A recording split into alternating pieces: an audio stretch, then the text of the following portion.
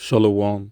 I'd like to begin this lesson by saying Barakatah, Yahweh, Bahasham, Yahweh Shai, Bahasham, Rakah, Kadash. Double honors to the apostles and elders, a great millstone, and salutations to the sincere Akiam that push this truth in all due diligence and sincerity.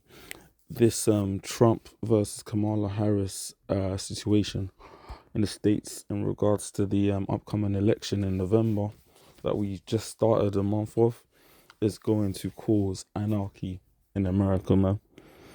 At the end of the day, all wars are bankers' wars. The elites run the society. They control both sides of the coin. So brothers are not out here trying to vote, not out here bugging out, losing our minds over predetermined conditions already, because we are not ignorant of Satan's devices, and we know that there are higher powers, man, that we wrestle against, pursuant to Ephesians the 6th chapter. 2 Corinthians 2 verse 11 reads, lest Satan should get an advantage of us, for we are not ignorant of his devices. And this is the Apostle Paul writing to the church in Corinth, basically around the fact that we're not ignorant of this so-called white man's agenda. His agenda is to give people the illusion of choice, the illusion of freedom, the illusion that they are in control of their own destiny, when in all actuality, everything that these people are given to believe has been conditioned and pre-prepped. The elections have always been a setup, whether it's Trump, whether it's Kamala.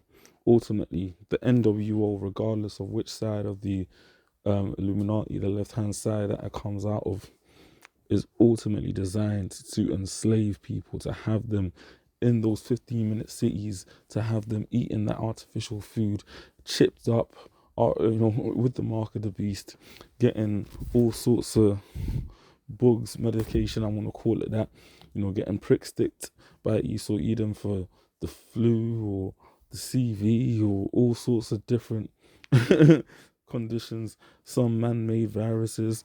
Like, this whole agenda is to literally enslave the people, to literally bring people right down the barrel into poverty.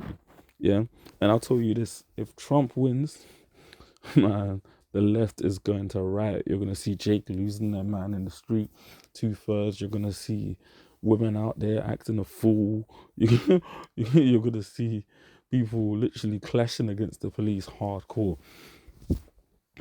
If Trump wins, if the Kamala wins, the right is going to lose their mind. You're going to see the Proud Boys out and about shooting up Jake. You're going to see more than, I speak as a man when I say this, but you're going to see Jake getting it, man. You're going to see Esau Edom rising up, because not only is Kamala a woman, I mean, there's various different articles about her background being Indian, having some so-called black in her.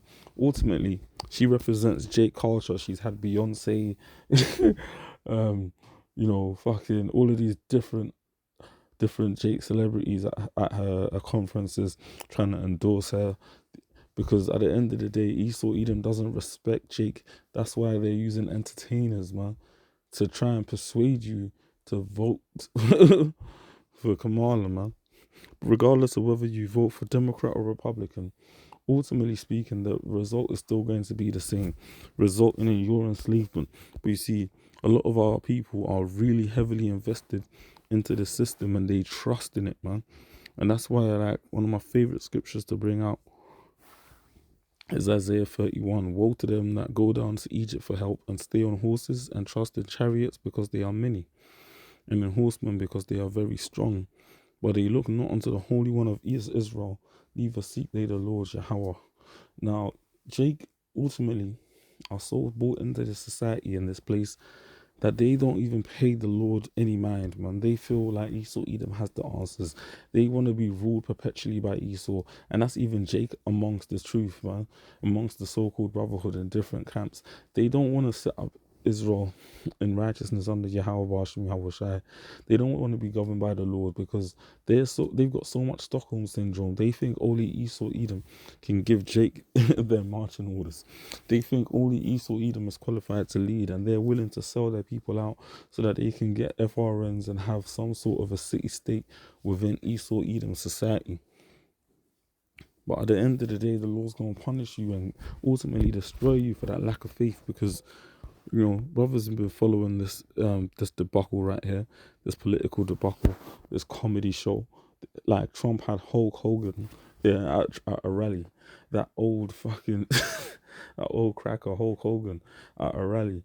He tried to rip his shirt off like he used to do in the wrestling, and he couldn't even get it off. He couldn't pull it off.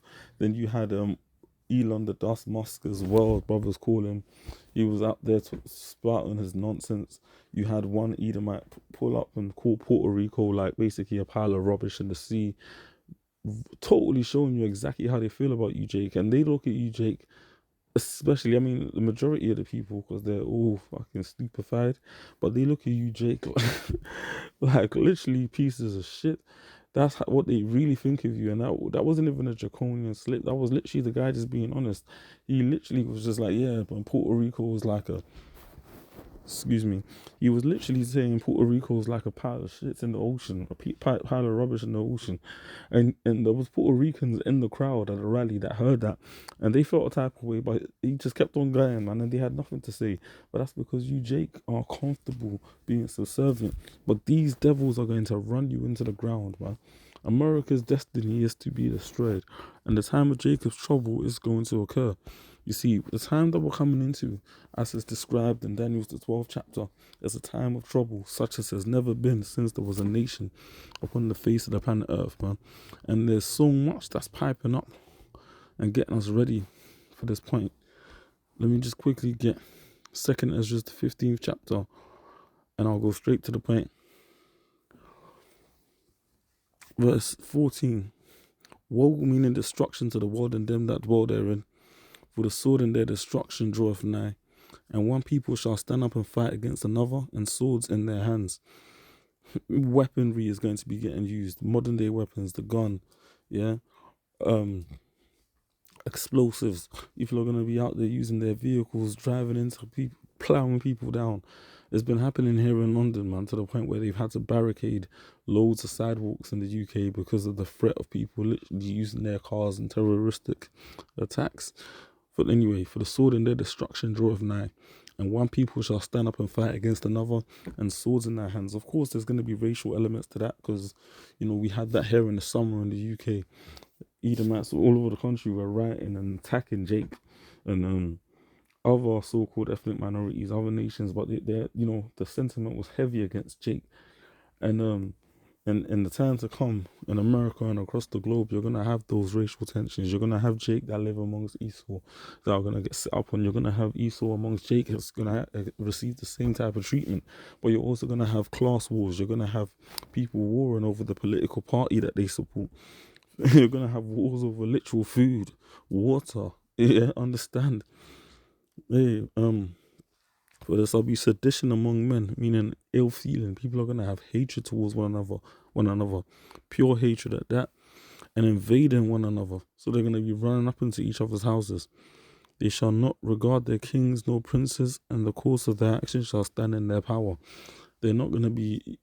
People are gonna be in such a I don't give a fuck type of mood that they're not even gonna give a toss for who's in power or what they're saying. People are going to be out there pretty much with nothing to lose. And the Gerald Celente quote, as you know, goes, when people have nothing to lose, they lose it.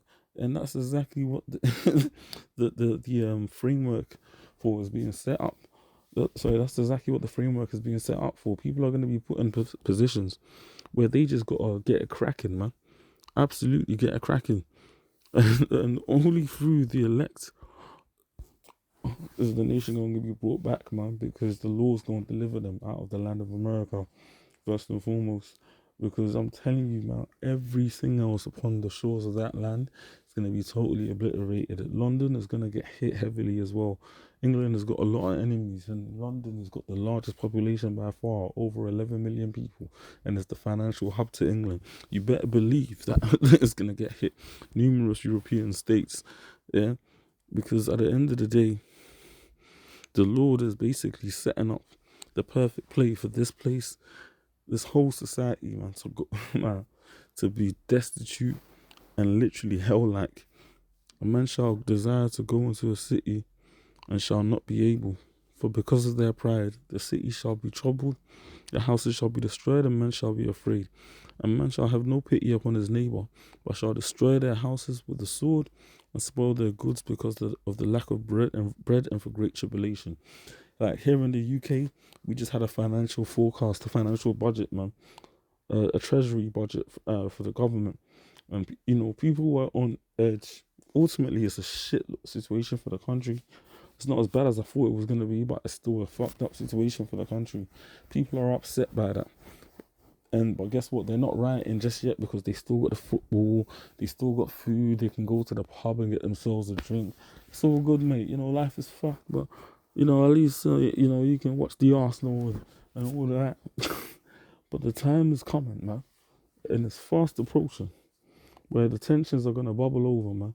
You're gonna see people out here literally just going in for the kill because they have nothing to lose. And the rate of homelessness is crazy here in the UK, and ultimately in the US is continuing to get worse. People are out there, no work, no job, nothing, no way of earning a living because they're getting frozen out of society. The introduction of artificial intelligence and these new machines, man. Machine learning is a real major threat to a lot of people's earning income. Esau Eden's building the melting pot for absolute carnage. No matter who wins that election, they're just the loser is just going to blame the winner for meddling. And regardless of who wins, it's a tight situation where basically both parties are ready to go to war because they feel their leader should be the rightful one. It's a madness, man. And Esau Edom has got these people to where they sincerely believe in democracy. Like, for years it's not worked, but somehow one of the presidents that they've got in power now is gonna fight the globalists. Like Trump is gonna resist the globalists. He's not with the New World Order, and he's gonna deliver the people. They made for themselves false messiahs, and you got Jake amongst them, which man is bugged out in itself. But the Lord Jehovah Shemi Shai is about to bring a real speedy riddance to this place, man. And Lord, we need it. Lord Yahweh Shemi Shai Baba Kasha, deliver us from this wicked ass kingdom. Baba Kasha, bring our enemies and those that look upon your word with disdain to shame.